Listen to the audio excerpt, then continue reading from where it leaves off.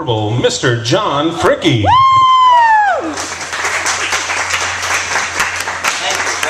Thank you. I didn't know I could sing. Incomparable is one of those nice non-litigious words that doesn't get anybody into any trouble. And I thank Mark for labeling me such. I welcome you to Oz-Stravaganza. I forget what year this is actually. 34? 35. The 35th Oz Festival here in Chittenango, New York. Now, I think everybody who's here is aware of the fact that Chittenango is Frank Baum's hometown, and without Frank Baum there would have been no Dorothy or Scarecrow or Tin Man or Yellow Brick Road or any of it, because it's all out of his imagination. And we owe that man a big debt, given everything he has contributed to popular culture over the last 113 years since The Wonderful Wizard of Oz was first published. I have been coming here for most of the last 23 years. Barbara Evans, who many of you know, found me after I'd written a 50th anniversary book about the MGM movie and called me and said, I'd like to speak to John Fricke, please. And I said, well, this is John Fricke. And she said, oh, well, Mr. Fricke, you don't know me and you've never heard of us, and I'm from a small town that you don't know about, and we really, it's not very big and it's not very important and you don't know anything about us, but it's where Frank Baum was born. And I said, and it's Chittenango. And and I said, look, I could spell Chittenango when I was 8. I was afraid to pronounce it, but I could spell it. And that's because I have been an Oz fan all of these decades. It was never supposed to, we were just discussing this in the green room, it was never supposed to become a career, but by the grace of God, it has led to 7 books. Number 7 coming in October. Yeah! We're going to do a preview of that. Tonight's, well, let me finish. Books, documentaries, CDs, DVDs.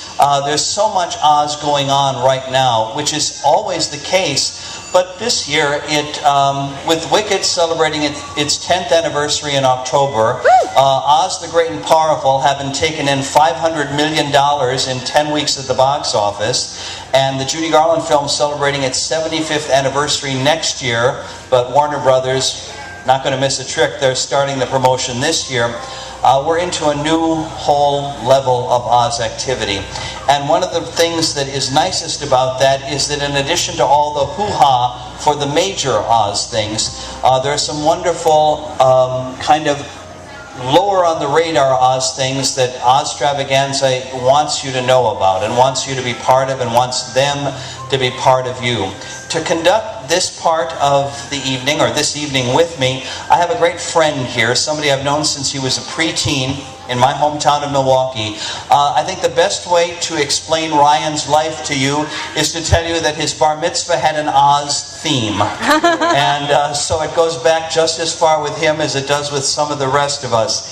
He has gone from Milwaukee, as I did, to New York, where he has worked in television production and for the networks and for cable as a producer. He has evolved on his own power into an internet and radio and television movie critic. And it's in that capacity that he has come to do his very first major Oz event.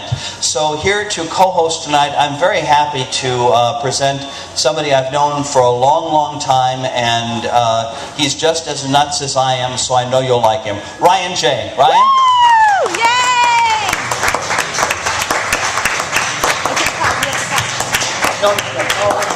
Oh, it is too hot.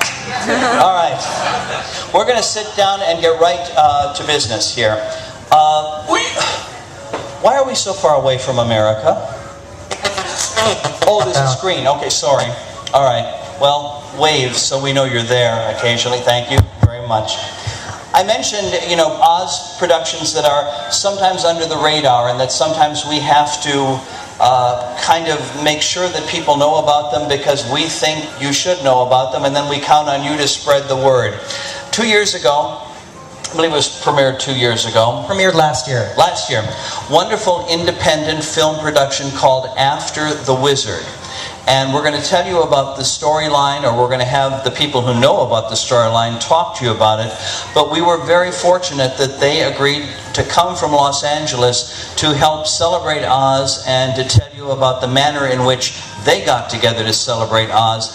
It is a charming picture, and I think when you hear us discuss it, you'll know why it rates that adjective. It's certainly well worth your attention, as are these participants. First of all, I'm very happy to introduce a young lady who is at the brink of an amazing career, already an award-winning actress. She is 15 years old. She is the latest screen Dorothy.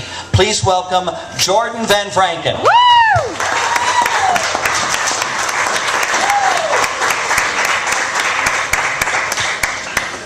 I'm just going to stand up.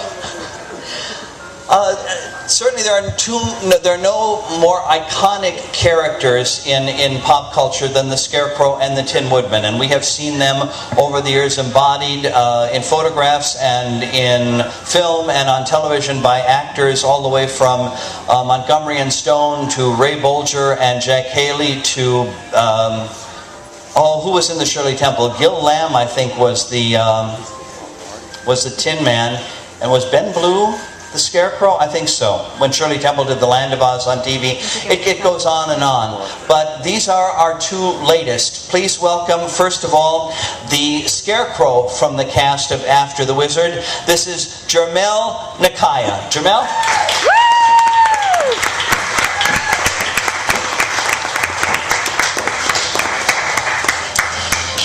And clanking along, as I say, in the tradition of Montgomery and Haley et al., we have our Tin Woodman, Orion Richmond. Orion.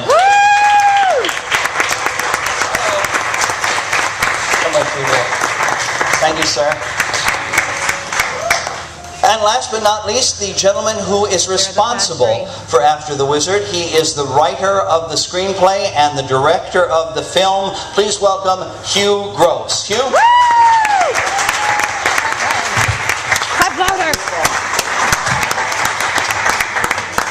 All right. We will let you ask some questions before this gang is over and out up here, but Ryan and I will get it going. Now, Ryan saw the film and actually reviewed it before I did. And why don't you talk a little bit about that? Because I didn't even know about it until you told me about it. Well, that's true. But you are in the loop of all things Oz, so I was happy to break the news to you. But I really enjoyed After the Wizard. It's a really great, small-budget, independent film that Hugh, you wrote and directed and got this great cast together. And let's just start with the questions. I mean, I think we'll learn about it as you talk about it, but although it's an original story, you use L. Frank Baum's characters and locations, so can you explain to us how, on a modest budget, you were able to create that fantasy and effect? Ryan, it's not easy. It took a lot of time, and it took the cooperation of many talented people. We had a very strong team. I had originally conceived the story, for reasons I can't explain. Maybe 12 or 15 years ago, I had an image of the Scarecrow and Tin Woodman coming to Kansas to find Dorothy.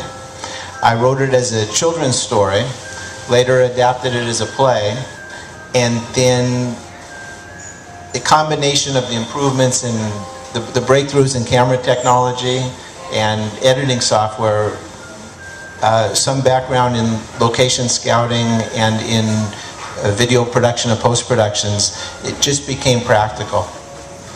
Would you summarize in 25 words or more the basic plot of I know the Scarecrow and Tin Woodman coming to look for Dorothy, but a little bit more along those lines, because I think that's adds so much to why the film works, that premise. Sure. It's the story of a 12-year-old Kansas orphan who's going through a very difficult time and imagines that the Scarecrow and that things haven't gone well in Oz since the wizard left, and the Scarecrow and Tin Woodman are coming to Kansas to enlist Dorothy's aid. And she feels herself to be Dorothy. Yes. And I love how... You're not on. May I share with you? Here, let me use mine.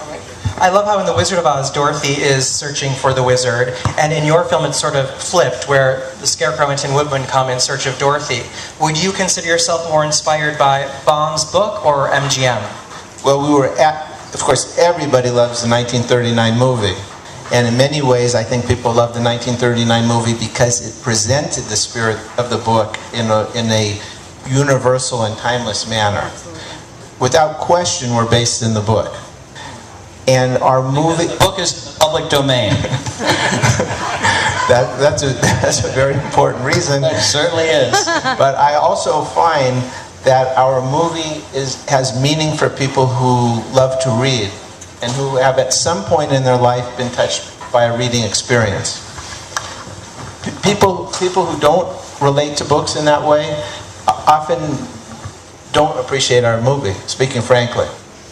I have to say, before we get into talking to the actors, and if there were one word I could use to describe the performance of all three of these people, it would be sincerity on the screen, which no matter what you say, it can't be faked. It's got to be real. When the Scarecrow and Tin Woodman come to present-day America in search of Dorothy, they first land outside a schoolyard in New Jersey. And they are garbed, not to give anything away, but the Tin Man is in kind of a work shirt and work slacks, and the Scarecrow is similarly garbed. They aren't in their Oz incarnations. They're in almost like America camouflage, except for their faces, which just happen to be silver and burlap. And as a result of the silver and burlap, outside the schoolyard, every child playing in the schoolyard instantly knows who they are. When the teacher comes out, she instantly knows where they are, and all of them together know that if the Scarecrow and the Tin Woodman are here, they must be looking for Dorothy. And they take them in and explain the difference between New Jersey and Kansas. They go to Penn Station to buy train tickets to Kansas. With emeralds. I'm sorry? With emeralds. With emeralds, yes. They get away with a lot with jewelry. But the man selling the train tickets instinctively knows where they want to go because they're the Scarecrow and Tin Man. And you touched upon the costuming, which you can actually see right now in Chittenango's Oz Museum, All Things Oz, because you generously donated those pieces. And I love them too. I think they're sort of like a mix between what MGM did and what the Wiz did on screen. So it's a very cool, realistic. But let's maybe ask Orion as the Tin Woodman. How did getting involved into character, how much did the makeup and costuming help you find your Tin Woodman? It was vital. Every day we would get to set, me and Jermel, a couple hours early because we had about 2 to 3 hours of makeup and wardrobe to do. And that process of getting painted and getting prosthetics glued onto your face and putting all that stuff on, it was kind of an ordeal. And we would run lines in the chair while we were getting made up. And then once you are finished and you look at yourself in the mirror, it just sort of instinctually kind of happened. You morph into those beings, and I just, organically just tried to connect with the reality of what was going on in each scene, and just trying to really connect with the naivete of being a person that's never experienced the United States of America in modern day. I'm coming from a different place, so I just tried to stay in the moment, at each moment, letting everything new happen organically. That would be my answer. I would ask Jermel, as long as we're on this topic.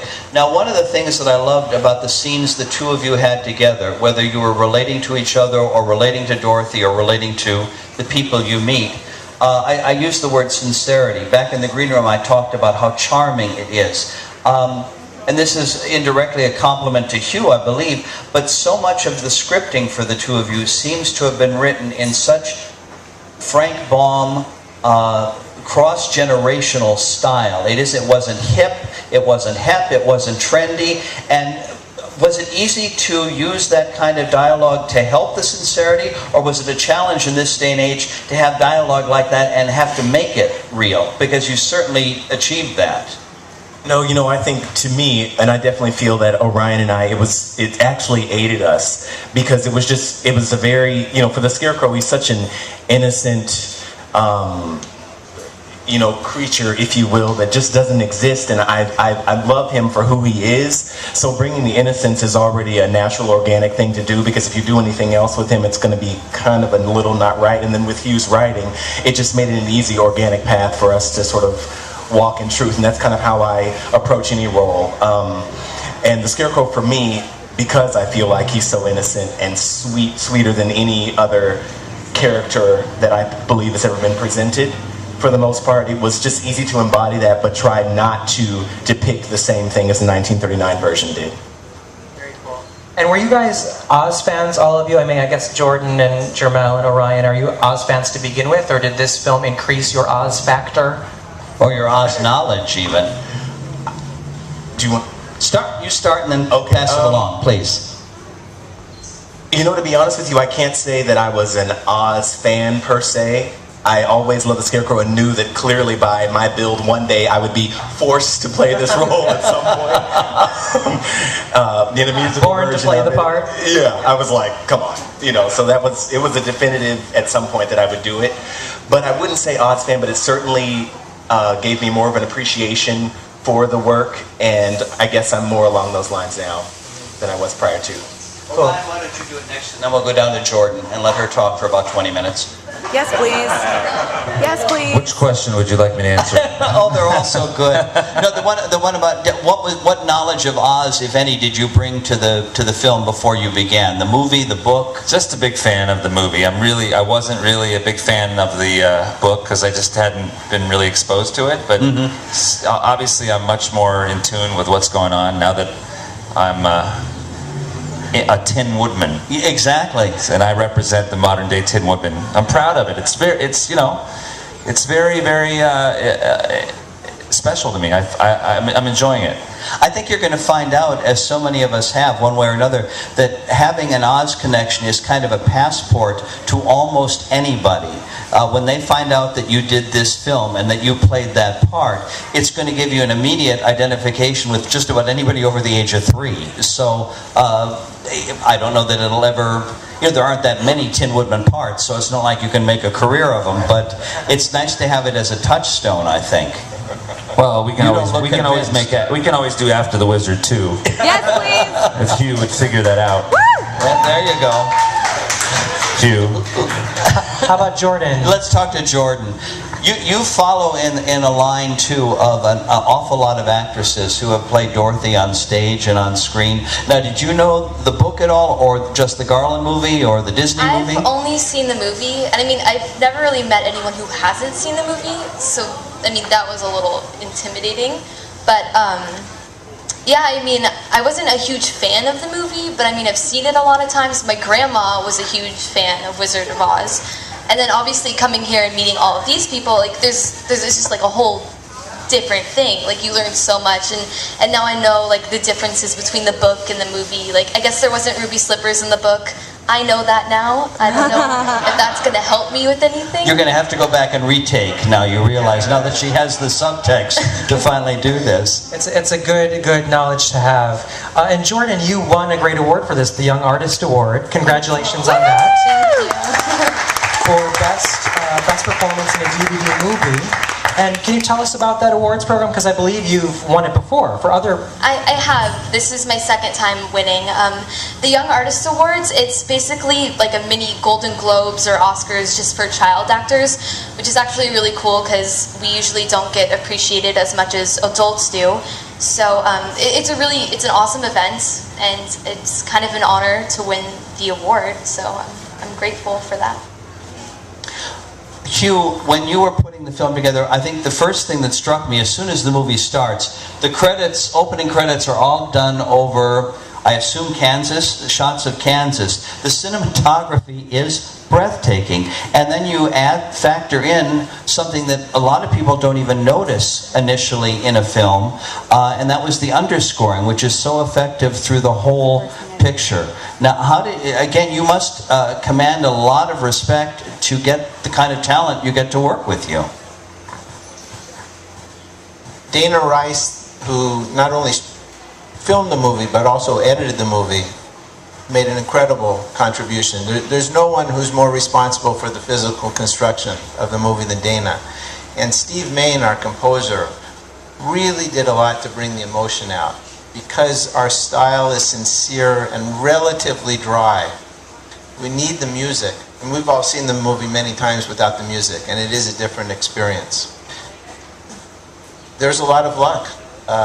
It is also true that so many people have so much feeling for The Wonderful Wizard of Oz that doors open.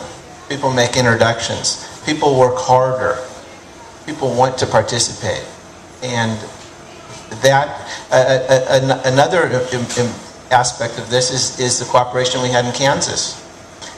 Kansas doesn't provide state tax credits anymore. They don't have a lot of feature film production, but they do have a film commission. And the film commissioner helped me. I made a 3.5-day tour of 17 small Kansas towns. One town in particular, Kingman, was very enthusiastic about having us. And with the help of the Chamber of Commerce and the city and also the county, 200 to 300 volunteers from Kingman participated in the movie, either as extras or behind the scene. So we shot in Kingman, Pretty Prairie, Hutchinson, and Topeka, but the connection with Kingman made many things possible. But it all pays off because you see all of that on the screen. That's one way. There are always going to be aspects in an independent film where you realize, okay, they're having to cut corners here, they're having to cut corners there. But that is so minor, or it gets absolutely wiped to the side by the stuff you were able to achieve that makes it look like you spent millions to get those vistas and that kind of atmosphere. I have to ask the two gentlemen now, too. You actually did location shooting too. Were you really outside Penn Station and all those places? Oh, we shot in 6 states. We shot in Southern California, New York, New Jersey, Illinois. The train scene was shot in Illinois. We shot in Missouri and Kansas. Now, you guys had to get out of a car in front of Penn Station in your makeup and in your costumes. Now, and there are a couple people in the background I noticed who just can't. Some people, it's New York City. We see this all the time, but there are some people who are really not used to seeing the Scarecrow and Tin Man get out of a car from New Jersey. Yeah, we wouldn't bat an eyelash. No, What's funny about that scene is that we shot the scene of the car pulling up and Jermel and I getting out, and then Hugh just wanted to go inside Penn Station and shoot us coming down the stairs. And I'm like, no, wait. Get a shot of us walking away from the taxi towards Penn Station with all these people around, and you could see New York in the background, because when the shot of the car, you just see a car pull up, and it could be any street. But then when you see us walking towards Penn Station, you see this whole skyline of New York, and you see all these people on the street that were there, really looking at us like we're crazy because we're dressed up like this, walking. So it was a very fortuitous extra shot we got, without sound too. We just kind of did one take or two takes, and I love that shot too. Well, it did, because those are the natural reactions of just everyday. And that's that's guerrilla filmmaking too, because we technically really didn't have a permit, honestly, to shoot that on the street. I'm so pleased to hear that. Good for you. And New York can be brutal. If you we had a permit for in Penn Station, but that outside shot, we kind of just snapped it off. And and that's actually what was weird, is they were shooting New York Undercover, an episode of some other show like a block down. Well, you could have always claimed. This is what New York looks like when you take the covers off. It's really the Scarecrow and Tin Man. Yeah. The scene on the train, Jamal, if you will, with the older gentleman. And I apologize for not remembering his name, the actor's name. Peter Marcus, Orion's father. That is your father? Yeah, that's actually my real dad. Actor? Yeah, Peter Mark Richmond. He's an very established character actor. He has been around. Because I Googled him after I saw him in the scene, and he plays an elderly gentleman, probably in his 70s or close to 80 from his appearance, and who is blind in the scene and sits across from the Scarecrow and Tin Woodman on the train from New Jersey to Kansas City. And Missouri. again, the acting you guys manage, and there are several long acting scenes in this film, and you can pass the mic along. I don't care if he is your father. All right, tell us about his father. What kind of a rat is Orion's father? Well, we can't talk about that here. We'll talk about it off stage. Okay. Right. But you know, that was, for me, it is a very long scene, and it's probably a scene that's harder for children to get through than adults, because it's just a lot of words and a lot of information. But I found it very, as an artist, as well as the character, there's a lot of information that's given there, and it's very emotional for me, even as I was going through it. I understand that. Yeah. That was one of the times I cried. Good. Yeah, it's absolutely true. Yeah. Because again, it's so real, and it's kind of like, well, why does he get to talk to the Scarecrow and Tin Woodman? If they're going to come to New York, I want to talk to the Scarecrow and Tin Woodman. And you really make that play. It goes back to what you were asking us earlier about, you know, with how language has changed and the different things that people say now. It's almost like a old soul, I guess you would say, or salt of the earth. Both of these characters are. And, you know, just saying, you know, I'm no longer in charge of the Winkies and things like that. And really, you know, feeling it as the actor. And you're like, really? The Winkies? But, you know, it just, yeah, I don't know. Amazing experience to be able to do that and actually feel it in the moment. Thank you. Look, let's go back to Jordan, because she's sitting over there looking like a 12-year-old orphan from I have Kansas. a question for her. Jordan, I'm curious because you actually play what I'd like to call as a dual role, because there's a duality to your character who thinks and says she's Dorothy, but is really known as Elizabeth Haskins. So how did you play that duality? What did you believe when you were portraying her? I just believed that I was a girl who was an orphan, and she's had a really tough life, and she thinks she's Dorothy. I mean, you know, she escapes to the library to read The Wizard of Oz, and that's how she gets away from everything. So that's just how I played it.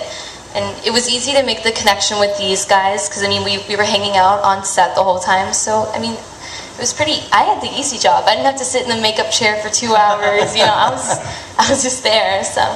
Well, but just being there, the way you were there, again, another long dialogue scene, but effective dialogue scene, is the three of you in the library, when you're kind of hatching out what you can possibly do to help each other, to help yourselves, and there is an awful lot of text and an awful lot of acting. But again, it's kind of like the best actors, Jordan. One never sees you acting, one just sees you being that little girl. And a very conflated, very conflicted little girl. I mean, I think it's easy for somebody who's 12 to play a happy 12, or a sad 12 because she broke her Justin Bieber CD, or some equally repulsive, I said repulsive, occurrence. But you really, really bring all of those levels of... Did you work on the character? Is that Hugh's direction? Is that talking to your family? Is it introspection? Honestly, I think it was just all three of us. I mean, that's my favorite scene in the film. It's just the way we all bounced off of each other. It just worked so beautifully. Like, I think we can all agree, like, it was just kind of came together perfectly. And that's... It might have been day one, which is like the oddest thing. That you did that the very first day? Yeah. Wow. Early on. Yeah, it was really Second or third day of shooting. We met to rehearse that scene. I think that Jordan speaks for all of us when we say it's our favorite scene. Well, then I'm glad we talked about it, because again, it's one of those things that stands out when you watch the film. And again, as Jermel would have said, that it is long for a child, or maybe I forget which one of you said that. But if you plug into it and you really pay attention, you get a sense of what the whole project is about in the first place. And it does have a happy ending, so you needn't worry about that. The little girl not only gets to, I think, more realize herself, but she gets a dog. And we all know that that's an important point of anything for Dorothy. It's the family equivalent of the girl getting the man. Oh, is that what it is? Of a romantic comedy, right? In the end, Dorothy gets her dog. There you go. Yeah. No, Well, Dorothy needs her dog. This place is going to be a bowling alley in the morning. All right. Thank you. I knew somebody would understand that. Let me see if they've got any questions, if that's all right. Unless, Ryan, you have anything else you want to... Okay. Anybody have any questions? Yes. There in the second row, Barbara Evans. I have 2 questions, and I came late, so I apologize for my second question. But my first question, you can't hear me? Oh, my first question is to Orion. I was wondering, while you were doing your part in the movie so brilliantly, if you realized that Jack Haley is quoted saying, when he was asked how he was going to play the Tin Man, that he got this awe voice, like when he was reading something to his, telling a story to his children, he would, one day I was going down the Yellow Brick Road. And I was wondering if you realized that you played it really good, just like that. Did you know what I mean? That's a great question. Better that he should know what you mean. Did you research that, or I mean? No, I had no idea. I tried to do anything I could to not replicate the 39 movie or look at Jack Haley's perception of the role, because I didn't want to do anything that was representative of the movie, because this is the Tin Woodman from the books, and I wanted to do something completely new and original and make it my own and just be completely natural and sincere and earnest. That's what I'm really proud of this movie for that, because it's not a special effects Hollywood movie with no story and no character development and a bunch of fast editing and a bunch of tricks and no substance. This is a substance movie. If you're a fan of real independent filmmaking and you like a real movie with thinking involved, and you have to stay cognizant of what's going on as it's going on, and you're intelligent and you can watch something of substance and a higher spiritually evolved message, then this is the movie for you. And people that aren't connected to those higher realms don't seem to really get it. We're sort of marketed as this Wizard of Oz movie, and people think that this is a big special effects movie like Oz the Great and Powerful, which is a great movie, but this is a thinking man's movie about a young girl who's having a crisis in her life, and this is a child's. You're not sure in the movie if it's in her imagination or not, whether we really come or not, and it's you'll figure that out when you watch the movie. But that's what this movie is. It's an emotional, psychological sort of story about a little girl in a moment of crisis and how she deals with her situation. And we just happen to be Wizard of Oz characters that come into the story. Thank you. I have one more question. When was the last time you've all seen each other? Was it just here? When was the last time you all saw each other and hung out? The last time we saw each other was at the. Yeah, it was in our.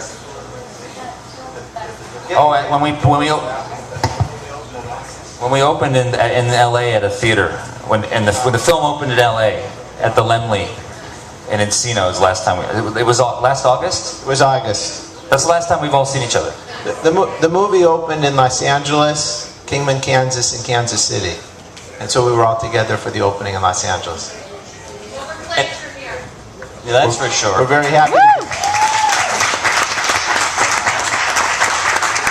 One more. I just want to tell you guys there was something that's really important. Actually, it was August with all of us, but Jordan and I saw each other in Memphis because she actually donated all of her funds that she made in the movie to. I'll let her talk about this. I donated. Well, I held a screening in Memphis, and I also donated all the proceeds to the Ronald McDonald House there. Thank you.